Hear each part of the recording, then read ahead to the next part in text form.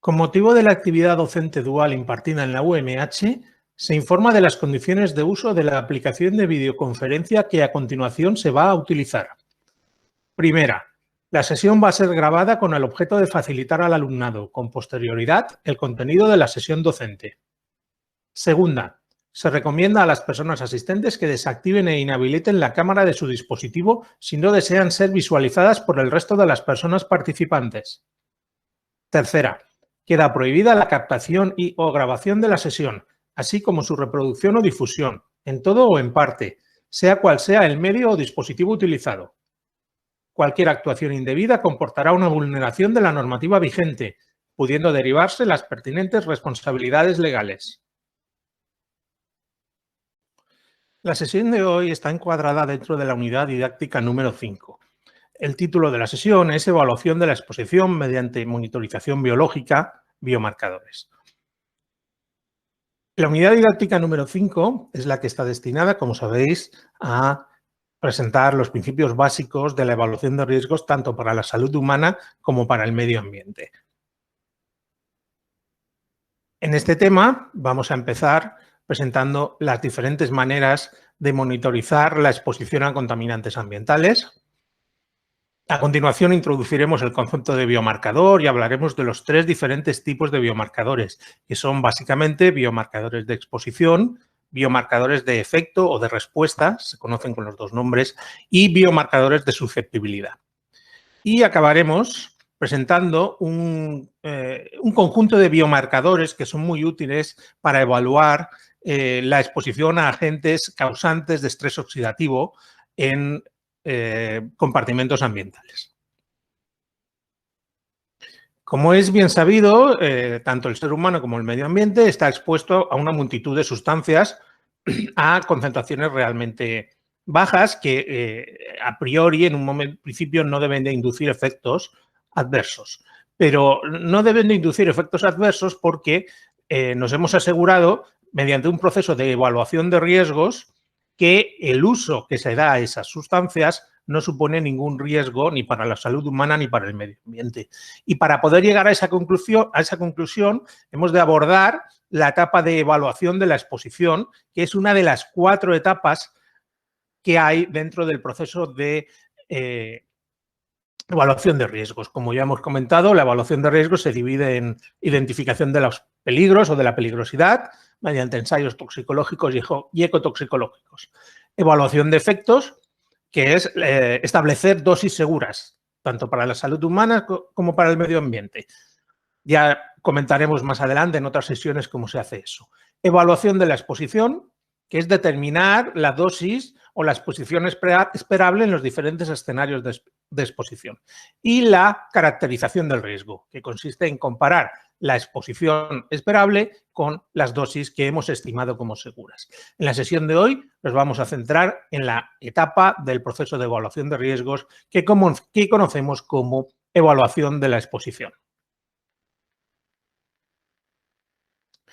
En otro tema del programa presentaremos las técnicas de monitorización de contaminantes ambientales mediante determinaciones químicas.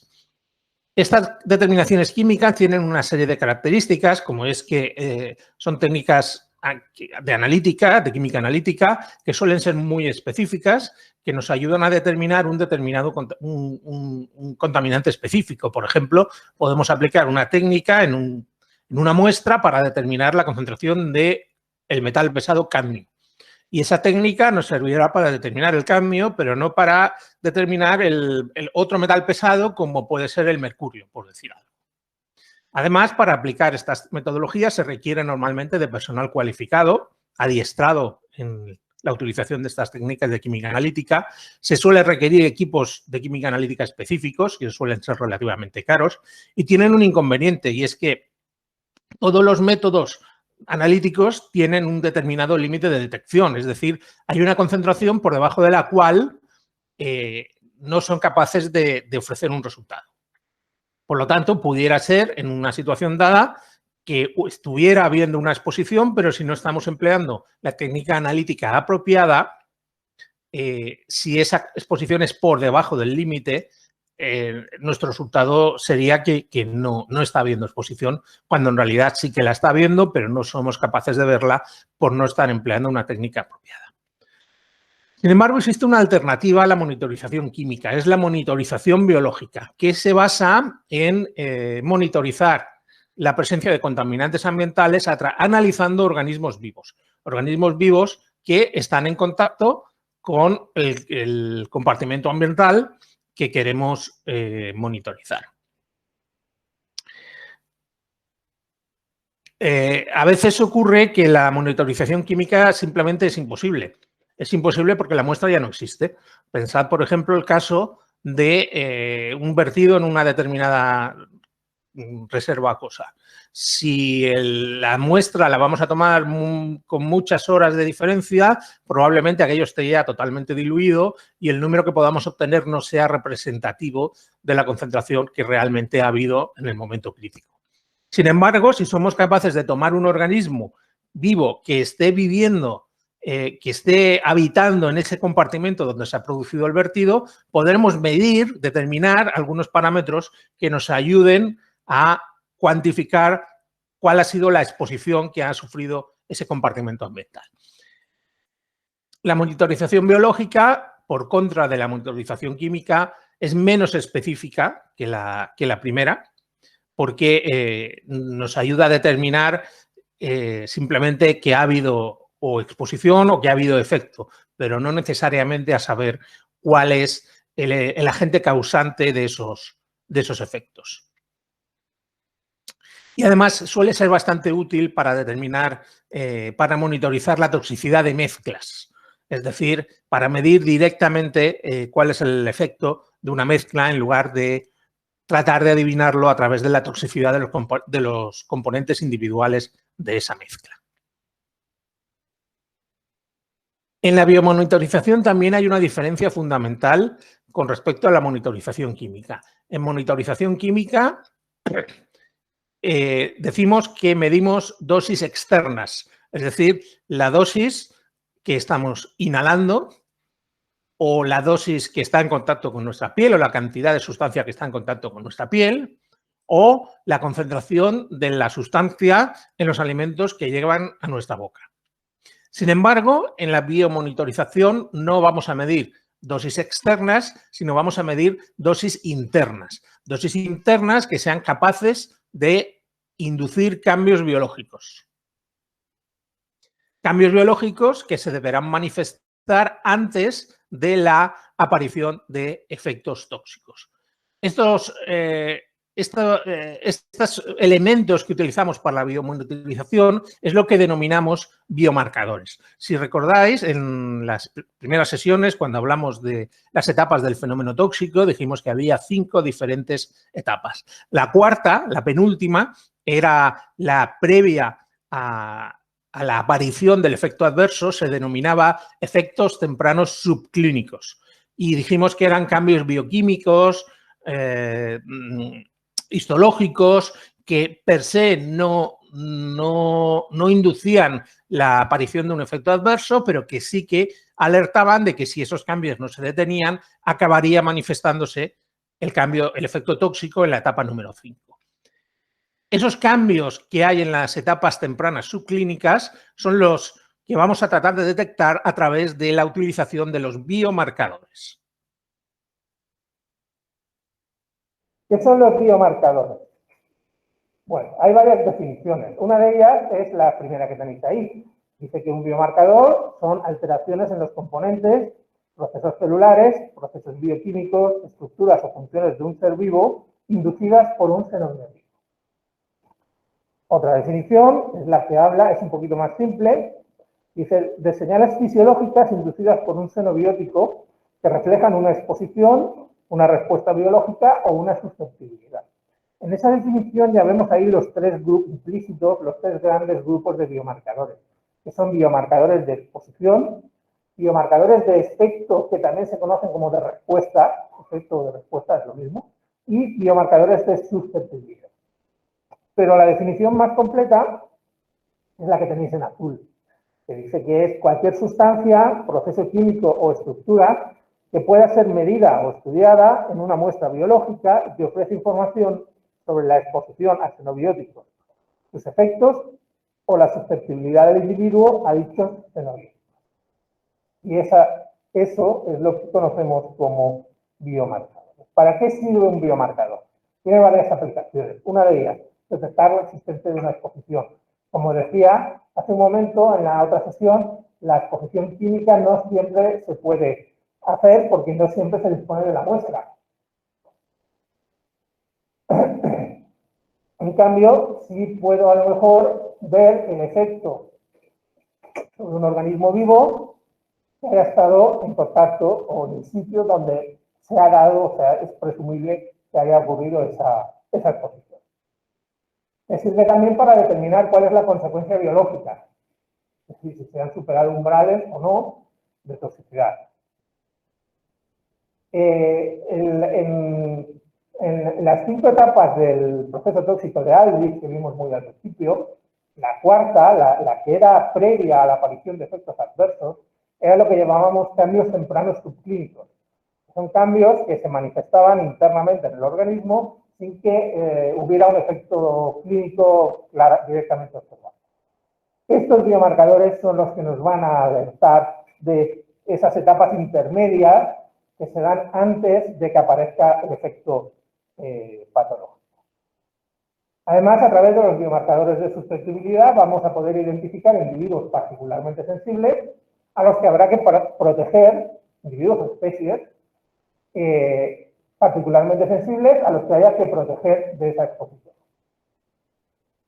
Y del análisis de todas esas cosas que hemos dicho hasta ahora nos va a permitir fundamentar una decisión de intervenir en un determinado escenario, tanto a nivel individual como a nivel poblacional, para reducir la exposición si estimamos que están alcanzando niveles o umbrales no tolerables. ¿Qué ventajas presentan los biomarcadores? Bueno, nos hablan de diferencias interindividuales, diferencias que pueden tener que ver con que un individuo tenga una biodisponibilidad diferente a otro, como consecuencia de que absorba más o menos, o distribuya de una manera, o bioacumule o metabolice de una determinada manera. Y además nos sirve para valorar situaciones concretas, situaciones específicas como pueden ser el embarazo, la lactancia, las pérdidas de peso. Obviamente no todo eso son ventajas, hay limitaciones. ¿Cuáles son las limitaciones? Bueno, se requiere de conocimientos previos para poder interpretar el significado de ese biomarcador. El biomarcador, al fin y al cabo, va a ser un número. Un número es concentración de esta sustancia en este sistema, tanto. Hay que saber, tener conocimientos toxicocinéticos, el mecanismo de acción, etcétera, para poder determinar qué significa eso. Es como los análisis de sangre. Los análisis de sangre es el colesterol. El colesterol que circula en nuestro plasma, en nuestra sangre, es un reflejo del que puede haber depositado en nuestras arterias. Y el límite creo que son 200 miligramos por decilitro, me parece que es.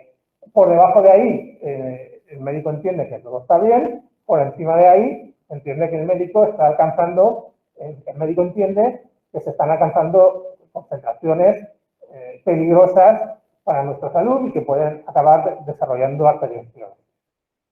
Pues esto es un poco lo mismo. Ese 200 de colesterol en sangre no es el que hay en las paredes de mis arterias, pero es un reflejo. Para poder saber que 200 de colesterol en sangre es un número peligroso, hay que conocer cómo actúa el colesterol y todo lo demás.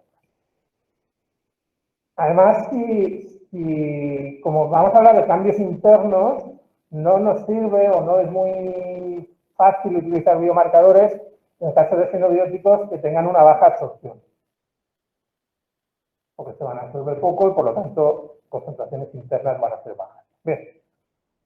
Y tampoco sirve para sustancias que tengan efectos agudos e inmediatos, como por ejemplo los irritantes, los corrosivos, los tóxicos, etcétera, porque claro, ahí no hay esa etapa intermedia de biomarcadores, no se da porque una vez se produce el contacto aparece el efecto adverso instantáneamente, ahí el concepto de biomarcador no cabe.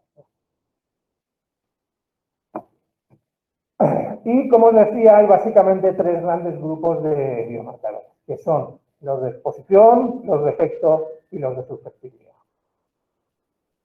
¿Qué son biomarcadores de exposición? Son las medidas de la presencia de un xenobiótico o de sus metabolitos o del producto de interacción entre el xenobiótico y sus dianas de toxicidad. ¿Qué biomarcadores de exposición son más comunes? Pues si es un xenobiótico, es una sustancia que no tenía que estar presente en un organismo, ¿no? Por definición. Si lo está, o sea, la propia medida de esa sustancia en un organismo, si nuestra medida nos dice que dentro de ese organismo está ese xenobiótico, nos dice que ha habido una exposición, ya, porque ahí no tenía por qué haber eso. O los aductos, es decir, las uniones entre el xenobiótico y el DNA o proteínas. O ruptura de cadenas de DNA como consecuencia de la exposición. O compuestos oxidantes, daño oxidante, daño en el DNA, en los lípidos, en las proteínas, como consecuencia del estrés oxidante.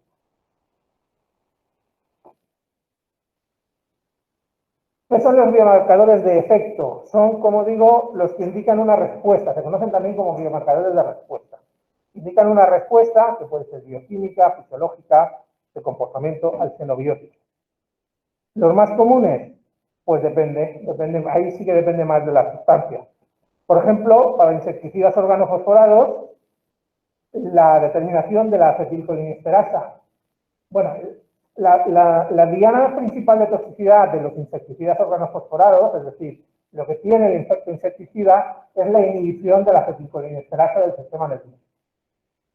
Claro, llegar al sistema nervioso no es fácil porque hay que abrir la cabeza, ¿no? Y tomar una muestra. Pero resulta que hay en sangre, en la membrana de los eritrocitos, sintetizan esta misma acetilcolinesterasa, es el mismo gen, es exactamente la misma proteína.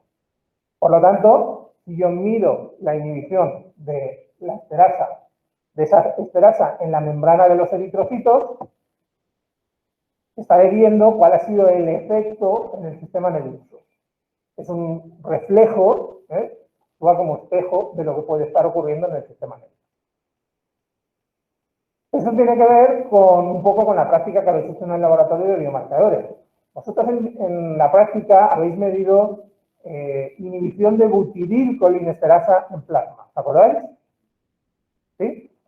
Bueno, esa butililcolinesterasa en plasma es una enzima de la misma familia que la acetilcolinesterasa, pero que no lo está codificada por el mismo gen. Hay un alto porcentaje de analogía y también se inhibe por las mismas sustancias, por los mismos órganos.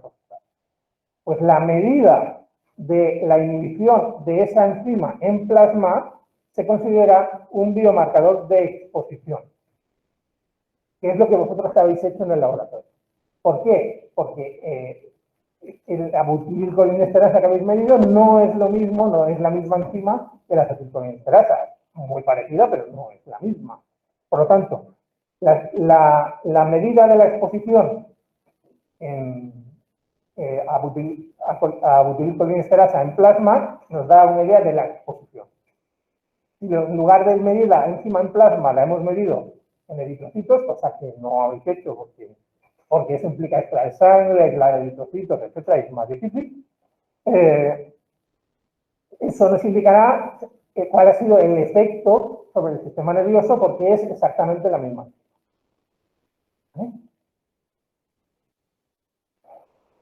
Bueno, y ahí hay más.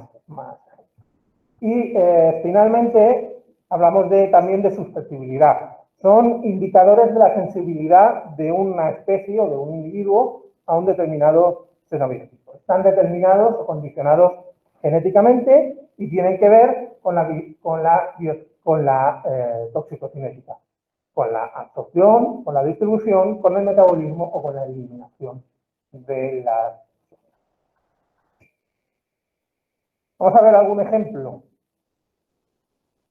Biomarcadores de exposición. Como digo, la simple medida de la presencia de un xenobiótico ya nos dice que ha habido una exposición a ese xenobiótico, porque el xenobiótico no es una sustancia que no tiene ningún papel en la fisiología del organismo, por lo tanto, si está, es que ha habido una exposición. Lo mismo si es un metabolito, porque los xenobióticos a veces se metabolizan, se genera una sustancia diferente de la sustancia parental, pero en cualquier caso, como esa sustancia proviene de un xenobiótico, pues la medida del metabolito también nos indica que ha habido exposición al metabolito. Y hay veces que o bien el xenobiótico o bien su metabolito se unen a macromoléculas, o a DNA o a proteína. Y la medida de esa unión también nos indica que ha habido una exposición. ¿Qué fluidos se utilizan para poder medir biomarcadores? Pues bueno, a los que se tenga acceso sin dañar la salud del individuo, por motivos obvios. Por ejemplo, sangre, orina, leche materna, sudor, pelo, uñas. El aire exhalado también sirve si se trata de sustancias volátiles. Ejemplos. Pues bueno, ahí tenéis varios ejemplos de xenobióticos, del tejido donde se determina, la muestra que se tiene que tomar y la exposición. Fijaros, cosas, por ejemplo, para biomonitorizar exposición a estireno se puede hacer en dos diferentes fluidos, en tres, mejor dicho, en aire exhalado y en sangre y en orina. Pero la sustancia química que hay que determinar es diferente. En aire exhalado y en sangre es el propio estireno, mientras que en orina se entiende que ya ahí ha pasado por el hígado, se había transformado y es excretado. Lo que se mide es el ácido mandílico.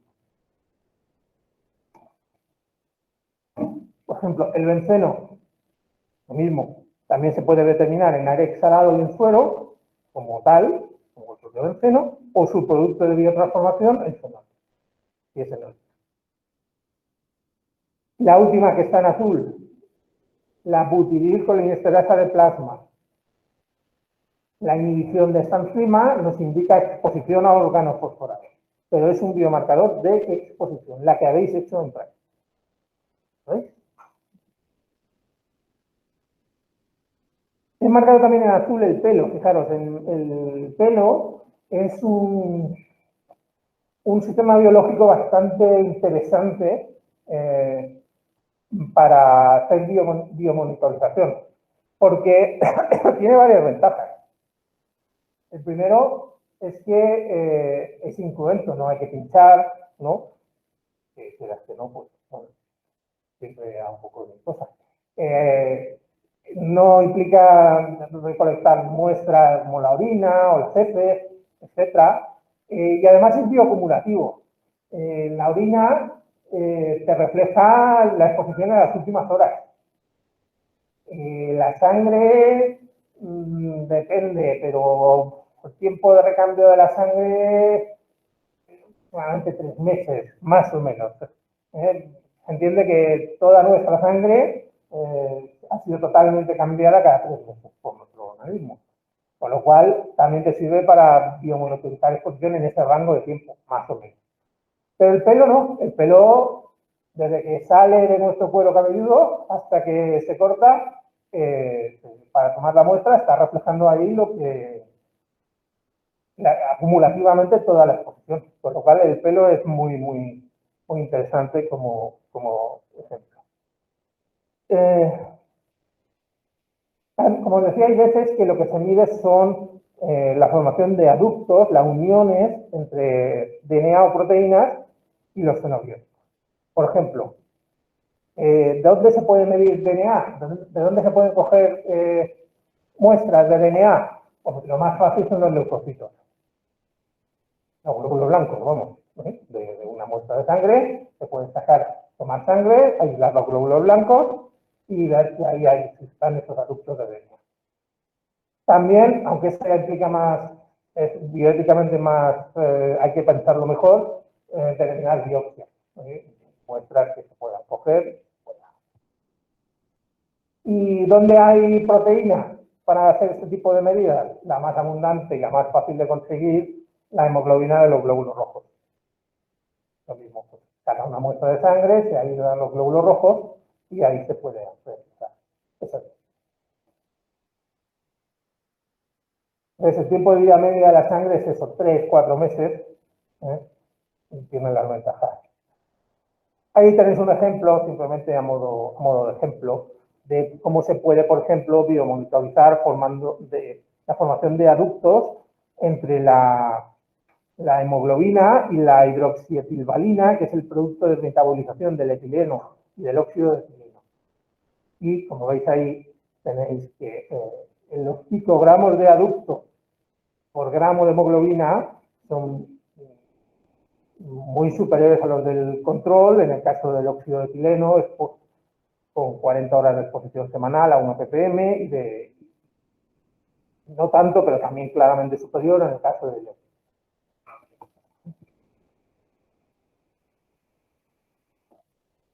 Bueno, y ahí tenéis más ejemplos de aductos que se pueden formar con DNK. Bueno, biomarcadores de efecto. Como os digo, el efecto lo que nos indica es el cambio, una respuesta del organismo que ha estado expuesto como consecuencia de esa exposición. Son cambios bioquímicos que ocurren como consecuencia de la exposición a xenobióticos. ¿Cómo podemos ver? Pues podemos ver alteraciones en la composición sanguínea, aparición de anticuerpos contra un determinado xenobiótico, la inducción o la inhibición de la síntesis de una enzima, la aparición del RNA mensajero, etc.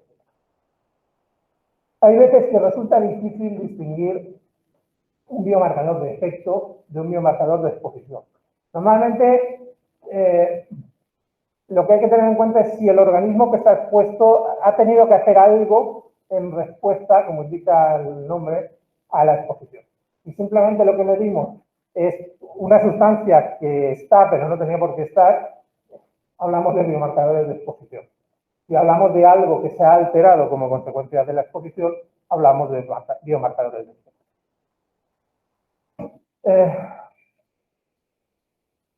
Pues ejemplos de biomarcadores de efecto, por ejemplo, sobre la sangre. Pues la exposición a plomo lo que hace es causar anemia. Uno de los efectos que tiene es causar anemia, y causa anemia porque inhibe la síntesis de hemoglobina. La inhibición de esa enzima que pone ahí, la legulínico deshidratasa, es una consecuencia de la exposición a plomo, lo mismo que la acumulación del sustrato de esa enzima. La ruta metabólica de síntesis de la hemoglobina funciona hasta ese punto, pero la enzima que es sustrato, si la enzima está inhibida, el sustrato se bioacumula. La subida en sangre de ese sustrato nos indica que está habiendo cuál es el efecto de la exposición a plomo.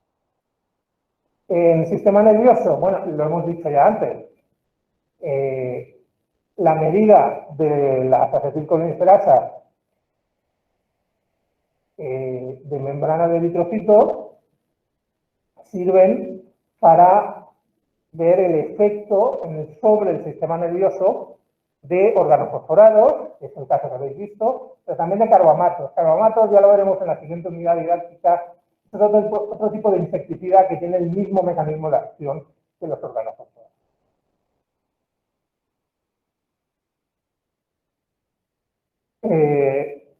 Se puede ver también efectos sobre el aparato renal. Aquí lo que se hace normalmente es ver la aparición de proteínas en orina. Si el riñón está funcionando correctamente, no tenía por qué haber proteínas en la orina.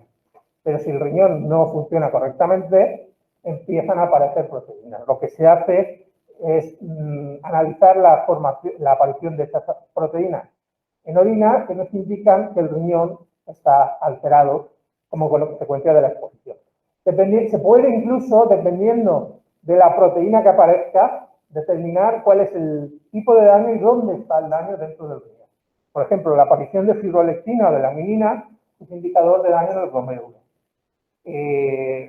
Bueno, y hay otras del Tiene que ver con el tamaño de la proteína y la estabilidad. Cuanto más dañado está el riñón, más grande es la masa molecular de la proteína que aparece en la orina.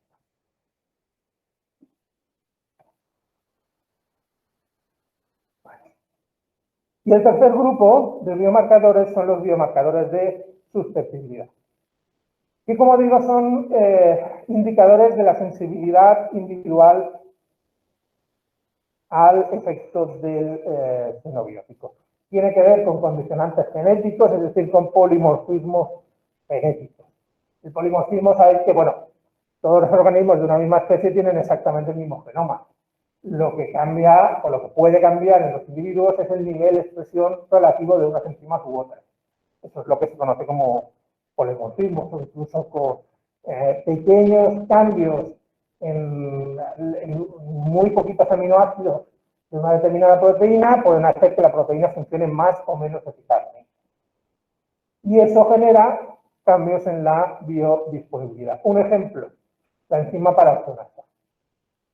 El paraxón es ese insecticida que veis ahí, que tiene una dosis letal 50 de 0,7 miligramos por kilo. Hay una enzima que se conoce como paraxonasa, que lo que hace es catalizar esa reacción, rompe ese triéster fosfórico y genera un producto que es mucho menos tóxico porque no inhibe la colinesterasa. Bueno, pues se sabe que especies con un bajo nivel de expresión de la acetilcolinesterasa, como son las aves y los insectos, tienen una alta susceptibilidad a esa sustancia. ¿Por qué? Porque no destoxican eficazmente la sustancia. En cambio, los mamíferos, incluidos los humanos, expresan un nivel de enzima paraxonasa muy superior al de las aves y al de los insectos, y son más mamíferos en general, más resistentes a los efectos tóxicos del plástico.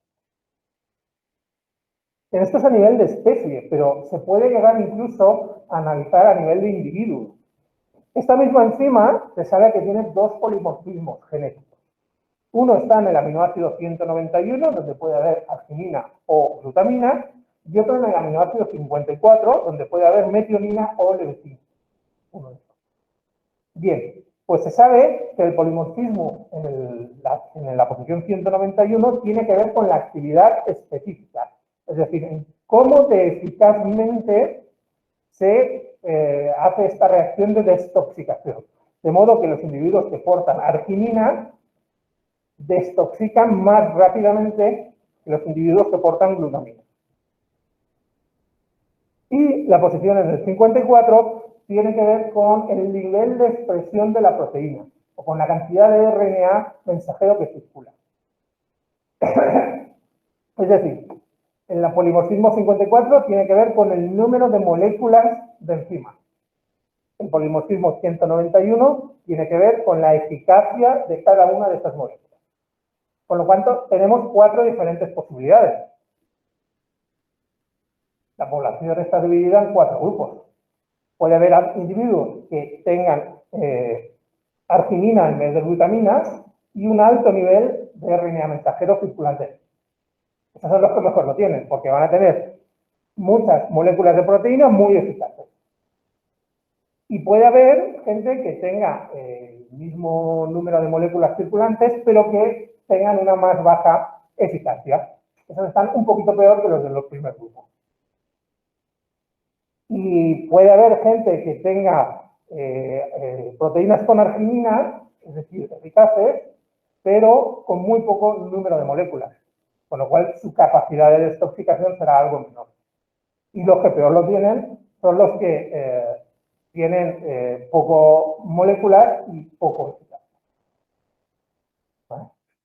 Por lo tanto, este análisis nos permite catalogar la susceptibilidad no solo de la especie, sino del individuo.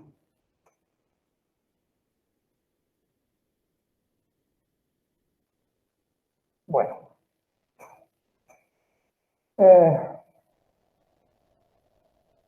A nivel medioambiental, hay un un tipo de marcadores, de biomarcadores que se suele emplear mucho, que son los biomarcadores de estrés oxidativo.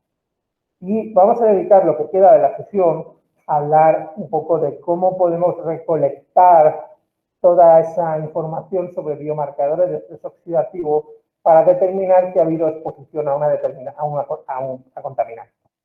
Vamos a ver, ¿qué es el estrés oxidativo? Pues algo lo hemos comentado ya, son lo que se conocen como las ROS y las NOS, las especies reactivas de oxígeno y las especies reactivas de nitrógeno. En el caso del oxígeno, sabéis que el O2 es necesario para que tiene una capacidad oxidante, pero que es necesaria y beneficiosa para que las mitocondrias de nuestras células sinteticen ATP. Sin embargo, el ROS también el oxígeno también puede generar radicales libres. Los radicales libres, recordad que lo hablamos, son aquellas sustancias que tienen un electrón desapareado en la última su último orbital, y son extremadamente reactivas. Que quieren reaccionar casi con cualquier cosa para dejar de ser radicales. Y la captura de un electrón por parte de una molécula de oxígeno da lugar al anión superóxido. Que el anión superóxido se puede destoxicar a través de enzimas generándose peróxido de hidrógeno, que también es oxidante y que también en determinadas circunstancias puede generar radicales hidroxilo, que también son radicales. Bueno, pues, ¿por qué son nocivos las especies reactivas de oxígeno? Pues porque, como digo, quieren reaccionar con cualquier molécula o macromolécula en el interior del organismo en que estén para dejar de ser radicales libres. ¿Qué desencadena eso? Pues, por ejemplo, peroxidación lipídica, oxidación de bases del DNA, alteraciones en las proteínas, y también alteran las reservas de glutatión, que puede dar lugar a alteraciones en la síntesis de proteínas, y ahora os explicaré. ¿Qué causa estrés oxidativo? Si recordáis cuando hablamos de mecanismos de toxicidad, os dije que había tres mecanismos básicos de citotoxicidad, ¿os acordáis? Uno era las caídas de las reservas de ATP, otro era el incremento de las concentraciones de calcio, y ¿cuál era el tercero?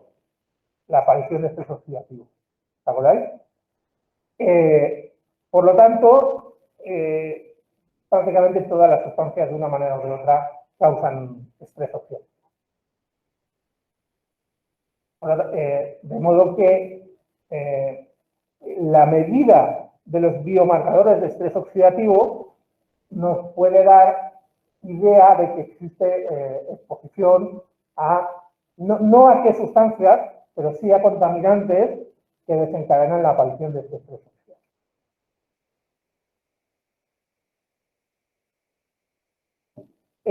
¿Qué respuesta tiene el organismo para neutralizar este estrés? Bueno, básicamente son cuatro maneras de responder. Una es a través de glutatión, otra de las enzimas antioxidantes, otra enzimas que regeneran NADH y glutatión, y la cuarta, enzimas que reparan biomoléculas. Eso ofrece un cierto nivel de protección. Pero cuando la exposición supera esas barreras de defensa, es cuando aparece lo que decimos que son el estrés oxidativo. Y ese estrés lo podemos medir mediante estos cuatro biomarcadores que veis ahí. Se puede ver el estado redox de la glutatión, se puede ver los niveles de las defensas antioxidantes, se puede ver el daño oxidativo en las macromoléculas y se puede ver la actividad de enzimas regeneradoras del glutatión. Vamos a ver cada uno de estos. ¿Por qué tiene eso que...? El primero era el nivel redox del glutatión. ¿Qué es el glutatión? Bueno, el glutatión es un tripéptido de glutamina, cisteína y glicina que tiene como función fisiológica el mantener correctamente formados los residuos tioles de las cisteínas, y también está implicada en la conjugación de xenobióticos en una reacción de fase 2, ¿os acordáis? Que era la conjugación con glutatión, que aumenta la solubilidad de las sustancias y favorece la eliminación a través de él. ¿Qué pasa con el glutatión? El glutatión es eso que veis ahí, GSH. Tiene el H significa que está reducido. Cuando el glutatión reacciona con un radical libre, una especie reactiva de oxígeno, lo neutraliza, le cede ese hidrógeno de su estado de reducción, neutralizando el radical libre. ¿Pero a costa de qué? De convertirse el mismo en un radical libre. Y eso sigue siendo biológicamente un radical libre exactamente igual y tiene también necesidad de dejar de ser radical libre. ¿Cómo puede dejar de ser radical libre? Reaccionando con otra molécula idéntica a esa. Y ese GSSG es lo que se conoce como el glutatión oxidado. El glutatión, para que sea útil, tiene que estar reducido. Biológicamente útil, tiene que estar reducido. Si se oxida, ya no funciona.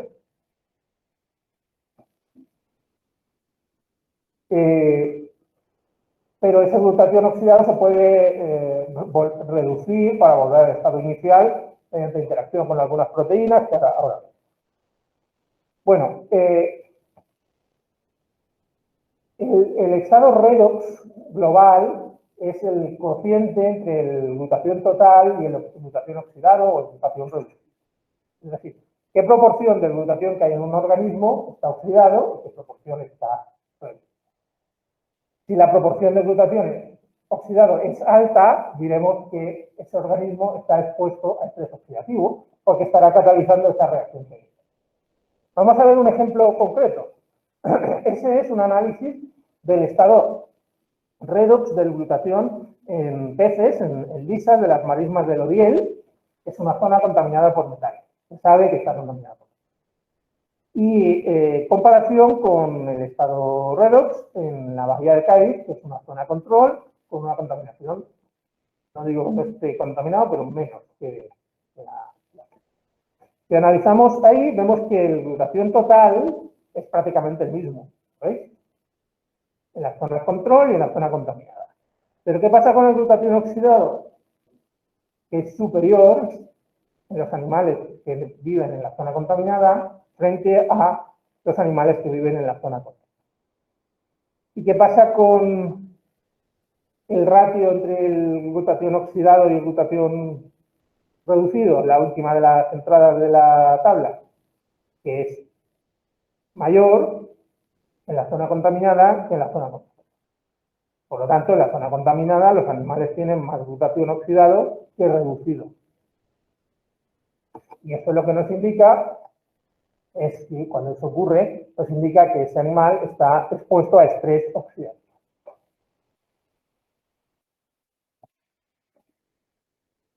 Bueno, esa es la primera defensa, o una de las defensas, el glutatión. Pero hay otras, las enzimas antioxidantes. ¿Qué hacen las enzimas antioxidantes? Que son tres.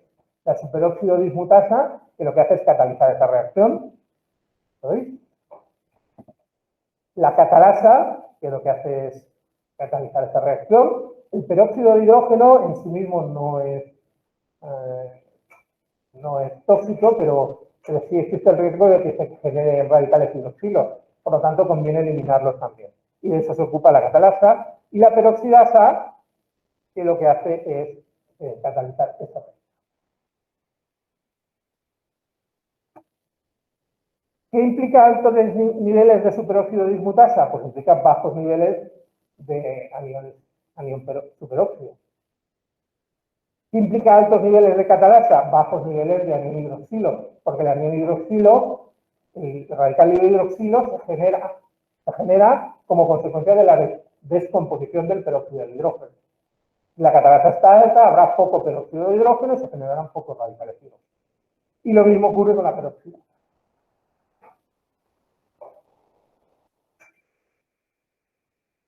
Bueno, pues vamos a ver cuáles son los niveles de superóxido dismutasa y de catalasa en los mismos animales que hemos visto antes, en las mismas lisas, en las marismas del Odiel.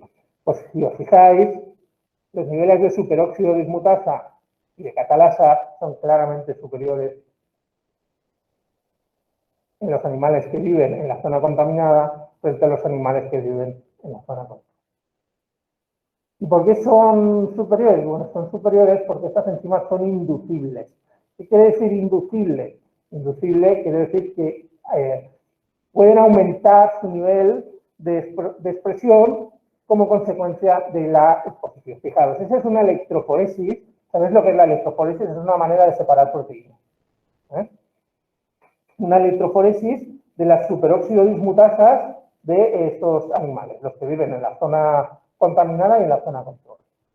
Fijaros cómo veis que ahí en la zona contaminada, en la zona del 5,9, aparece una manchita que no está en la zona control. ¿Lo veis? Luego ahí se ha expresado, se ha inducido la síntesis de una enzima que encargada de la desintoxicación, que no estaba expresada en los animales control. Y la zona del 5,4 sí que está en los animales de referencia, pero es claramente superior, la intensidad de la mancha es claramente superior en los animales que viven en la zona contaminada. Luego, esa superóxido dismutasa también se ha inducido como consecuencia de la exposición a estrés oxidógeno. Por lo tanto, los niveles de estas enzimas también ayudan a eliminar radicales libres. El cuarto tipo de biomarcador es las enzimas que regeneran el glutatión reducido y el NADPH. ¿Por qué estas enzimas indican algo? Fijaros, el glutatión reducido es este, ¿no? Hay una enzima que se llama glutatión reductasa, que lo que hace es reducir el glutatión, como su nombre indica, es decir, regenera glutatión reducido, eliminando glutatión oxidado, que es inútil. Pero eso consume NADH, ¿vale? ¿Que el NADPH para qué se utiliza? Para la síntesis de ATP, ¿no? Por lo tanto, esa reducción de glutatión también consume energía. ¿Cómo se regenera el NADPH? Con la glucosa 6-fosfodeshidrogenasa. Por lo tanto, a mayores niveles de estas dos enzimas, mayor capacidad habrá de desintoxicación de la expresación de los radicales. ¿Vale? Bueno, pues vamos a ver qué pasa en los animalitos estos de las marismas de Loriel. Fijaros, de nuevo, ambas enzimas están sobreexpresadas en los animales que viven en la zona contaminada frente a los animales que viven en la zona contaminada. ¿Veis?